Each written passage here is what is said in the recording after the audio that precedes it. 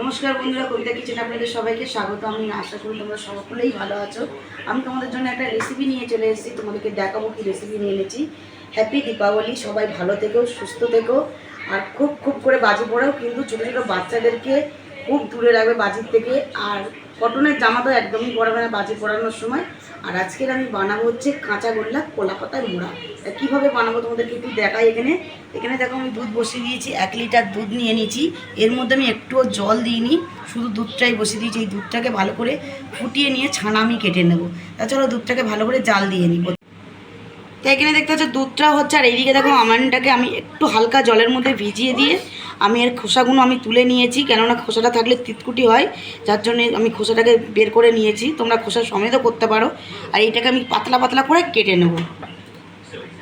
আমি নিয়ে নিয়েছি একটা ছুরি, নিয়ে এইভাবে ছোট্ট ছোট্ট করে কেটে নেব আমি।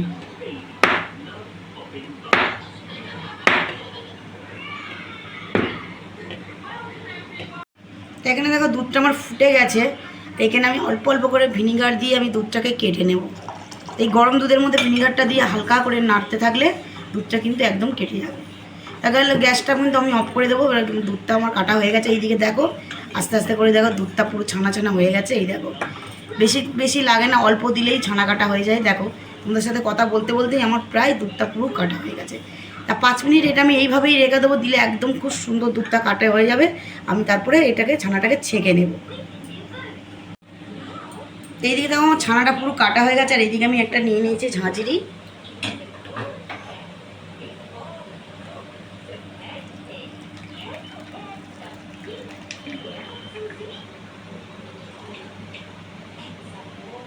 ছোটো সসপ্যান আমি বসিয়ে দিয়েছি, এর মধ্যে দিয়ে দেবো ছানাটা। ছানাটার কিন্তু জলটা বেশি চেপার একদমই দরকার নেই, ডাইরেক্ট আমি দিয়ে দেবো ছানাটা। এখানে দেখতেই পাচ্ছ একদম গরম ছানাটা আমি দিয়ে দিয়েছি।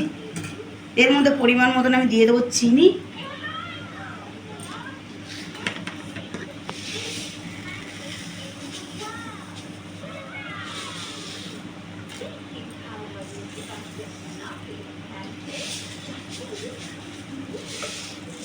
এখানে ছোটো বাটির 1 বাটি আমি চিনি ব্যবহার করলাম।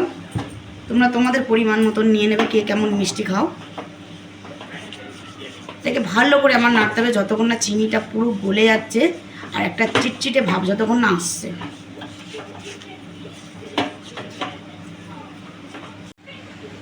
এইদিকে দেখো এটা নাড়তে নাড়তে এইদিকে দেখো চিনিটা পুরো গুলে গেছে। এর মধ্যে আমি হালকা করে দিয়ে দেবো কনডেন্স মিল্ক। এটা খুব সুন্দর, আরও খেতে ভালো লাগবে এটাকে কনডেন্স মিল্ক দেওয়ার জন্যে। এটা তোমরা শুধু কনডেন্স মিল্ক দিয়েও বানাতে পারবে, খেতে কিন্তু আরও সুস্বাদু হবে। তারপরে এখানে যে বাদামটা আমি কুচি কুচি করে রেখেছিলাম, বাদামটা আমি দিয়ে দেবো এর মধ্যে।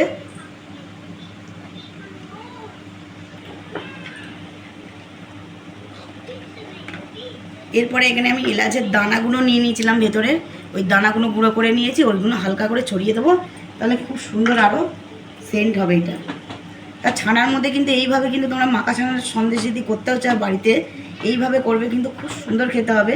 সত্যিই দোকানেরটা তখন আর খেতে ইচ্ছা হবে না, বাড়িতে একবার অবশ্যই বানিয়ে দেখো, খুব সুন্দর লাগবে খেতে।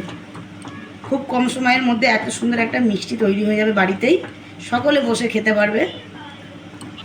এইদিকে দেখতেই পাচ্ছ একদম চিনির যে রসটা ছিল, রসটা একদম শুকনোতে প্রায় চলেছে। এখানে দিকদিকা দেখো একদম খুব সুন্দর, আর একটু শুকনো হয়ে যাবে, এটা একদম মাখো মাখো টাইপের হয়ে যাবে। তাহলে কিন্তু একদম আমার রেডি হয়ে যাবে ছানার মিষ্টিটা। তা চলো এইভাবে আমি তৈরি করে নেব। আর এইদিকে দেখো আমি কলা পাতা দিয়ে আমি এইগুলো বাটি বানিয়ে রেখেছি। তোমাদেরকে অন্য সময় আমি অবশ্যই কীভাবে বানিয়েছি তোমাদেরকে দেখাবো। তা আমি এখানে 6টা বাটি বানিয়ে নিয়েছি আমার পরিমাণ মতন, তোমরা তোমাদের পরিমাণ মতন বানিয়ে নেবে। এইদিকে দেখো আমার ছানার সন্দেশ একদমই রেডি। এটা তোমরা ছানার সন্দেশও বলতে পারো, ছানা মাখাও বলতে পারো, শুধু মাখাও বলতে পারো, যেটাই খুশি তোমরা বলতে পারো। তাই এইদিকে দেখো এটা রেডি হয়ে গেছে। আমি একটু ঠান্ডার অপেক্ষা করব। ঠান্ডা হলেই আমি কলার পাতার মধ্যে দিয়ে আমি প্রথমেই ঠাকুরকে দেবো, তারপরে আমরা নিজেরা খাবো। এইদিকে দেখো আমি কলা পাতার বাটিগুলো নিয়ে নিয়েছি। এর মধ্যে যতটা ধরে আমি চেপে চেপে দিয়ে দেবো। এরকম চেপে চেপে সুন্দর করে বাটির মতন করে দিয়ে দেবো। তোমরা অনেক মিষ্টি দোকানে অবশ্যই নিশ্চয়ই এরকম কলা পাতার মধ্যে মিষ্টি খেয়েছো, ছানার সন্দেশ খেতে কিন্তু দারুণ হয় খেতে। কিন্তু তোমরাও বাড়িতে এরকম বানিয়ে খাবে, সত্যি খুবই ভালো লাগবে। তো এইদিকে দেখো অনেকগুলো আমার বানানো হয়ে গেছে, আর এই একটাই বাকি রয়েছে, এটার মধ্যেও ভরে নেবো আমি। এই দিকে দেখো আমার হাতে যতটাই ধরছে ঠিক ততটাই আমি চেপে চেপে সুন্দর করে বাটির আকারে আমি এটাকে তৈরি করে দিচ্ছি। তা তোমাদের কেমন লাগছে অবশ্যই কমেন্টে আমাকে জানাবে, আর ভিডিওটি অবশ্যই সাবস্ক্রাইব করবে, কমেন্ট করবে, লাইক করবেন। তা চলো দেখা হচ্ছে তোমাদের পুজোর ঘরে।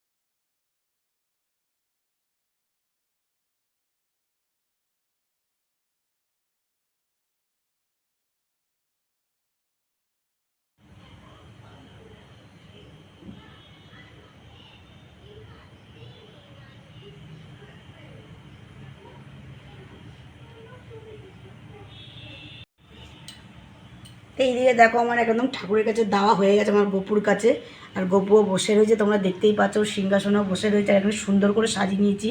আর তোমাদেরকে একটা কথা বলি, এইটা কিন্তু শাপলার ফুল আমি রেখে দিয়েছিলাম, ওই শাপলার ফুল দিয়ে সাজিয়েছি। এই ফুলেও কিন্তু পুজো হয় অনেক জায়গায় আমি দেখেছি, যার জন্যে আমার মন চাইলো যে আমি এইভাবে সাজিয়ে তুলবো, যার জন্য সাজিয়ে। তোমাদের কেমন লেগেছে অবশ্যই কমেন্টে জানাবে। তাই এইদিকে দেখতে পাচ্ছ প্রদীপগুলো যে জ্বালিয়েছে, এই প্রদীপগুলো কিন্তু আমার মেয়ে বানিয়েছে, নিজের হাতে বানিয়েছে এই প্রদীপগুলো, আর ডিজাইনগুলো সুন্দর করে আমার মেয়েই করেছে। তাই এই বছরের প্রদীপগুলো আমার মেয়েই হাতে বানিয়েছে। তা তোমাদের কেমন লেগেছে অবশ্যই কমেন্টে জানাবে। ভিডিওটি ভালো লাগলে অবশ্যই চ্যানেলটাকে subscribe, video like, comment, share করে দেবেন। তা চলো দেখা হচ্ছে তোমাদের সাথে নেক্সট ভিডিওতে। টাটা, বাই বাই, ভালো থেকো, শুভরাত্রি আর হ্যাপি দীপাবলি।